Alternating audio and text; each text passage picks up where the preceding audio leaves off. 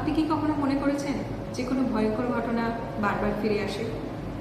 দুঃস্বপ্ন, ভয়, কোনো ট্রমা বিষয়ক চিন্তা, দুশ্চিন্তা বারবার কিরম আসে? এটা কিন্তু PTSD, post traumatic stress disorder.